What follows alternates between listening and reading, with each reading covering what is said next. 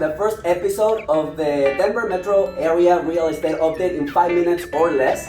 Today we're going to be talking with Brett Bear with Cross Country Mortgage. He's a great friend and one of our lender partners that has helped most of our clients get the home loans for their houses whenever they're ready to buy. So Brett, welcome and thank you for being here with us today. Thanks for having me. Tell us a little bit about yourself, how long have you been in the business, and about Cross Country Mortgage. Yeah, so Cross Country Mortgage, we're based out of Ohio, but we have a pretty big footprint here in Colorado, closing on about $3 billion a year, so we're top 5 here in the local market. I got into business 18 years ago, close to 19 here. It's wow. Actually, it hasn't Wait a minute. Yeah, since I was young.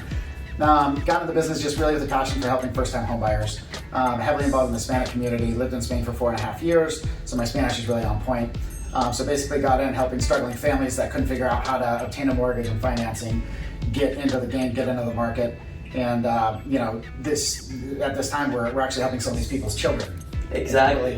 That's amazing, isn't it? Around that long. So it's been a long road, but we're effective and we do good work. A lot of people is asking, what's the benefit of a low interest if the prices are so high? What can you tell them? Yeah, so basically the higher the house or the prices of the home, and the higher the interest rate, the less one you're going to qualify for. So if you can get a rate, right now we're seeing rates in still the upper 2s, lower 3s, depending on credit score, down payment, so on and so forth.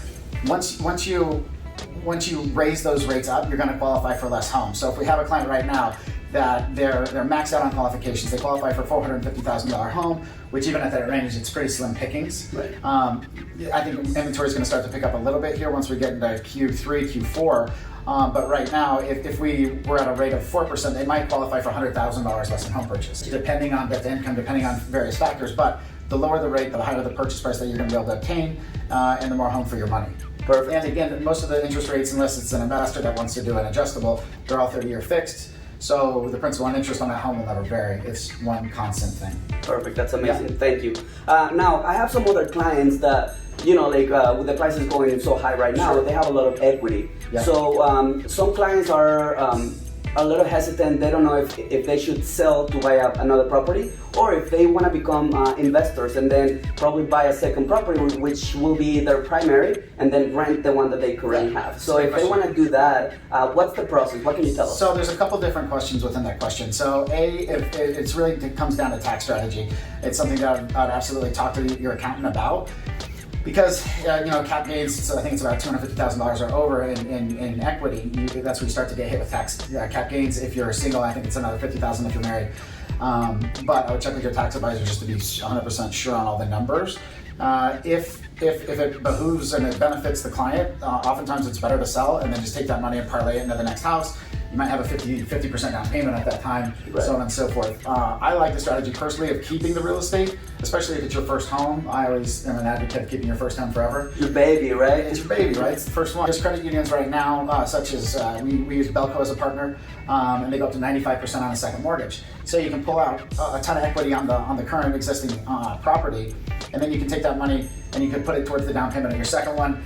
Then go ahead and rent out your current property, get a lease agreement on it, then we can use that money towards debt to income ratio, offset that payment that you currently have for the first and the second mortgage, which is the HELOC that you're using for the down payment on the new property.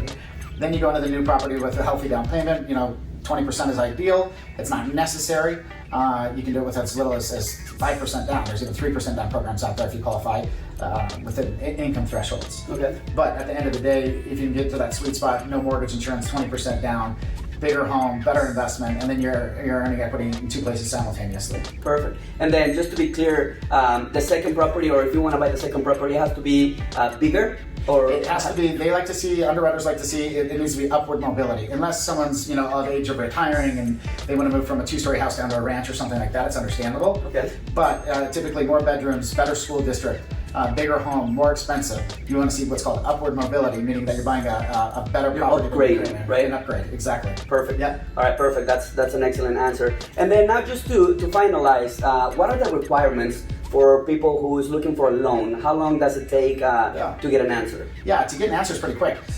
We look for 2 years tax returns, 30 days bank statements, last two paycheck stubs, a copy of a driver's license, and then we like to pull a credit report, obviously, so we can figure out what kind of program is best and tailor-made for the client. Once we get all those documents, we can usually give you an answer within about 24 hours. Oh, perfect. And then what's the minimum credit required that you guys So ask? minimum credit, it gets a little technical there. For conventional loans, it's 620. FHA goes down to 580 with a 3.5% down payment. FHA technically goes down to a 500 credit score with 10% down, but it doesn't happen very frequently, Right. but it does exist. And then VA is somewhere in the mid 500s as well. Perfect. Well, that's amazing. And a lot of my clients ask me, they're like, well, prices are high. Should we buy a house right now? Honestly, one of the things that I always tell them is, you know what, any day, it's a good day always the best day to buy right now. quit paying somebody else's mortgage. Exactly. You know? I mean, you see, like I said, almost 20 years in this business, and you start to see people's children come and purchase homes, so on and so forth. The family now has a nest egg. These guys were buying houses at $85,000, $90,000 back then. Exactly. Right? Now these houses are worth $500,000. They never would have made that much money working. There's they no never way. would have been able to save that much money in 15, 18, 19 years. So to really get your family on the map, to create generational wealth, there's no really better vehicle than residential real estate. Exactly. And you know what? One of my clients told me is like he bought his house about 3 years ago, Sure. and he's got like almost $150,000. He's like, dude, there's no way I would have that in the bank without the house. So that's amazing. It's unbelievable. Perfect. All right. Well, thank you guys for tuning up. This is gonna be a weekly little episode in 5 minutes or less to give you some ideas of what's going on in the Denver metro area on the real estate. We're gonna have different partners every week. Today, we thank Brett there for being with us. Thank you very much, Brett. And we'll see you until next time. Thank you. Nice. Cool.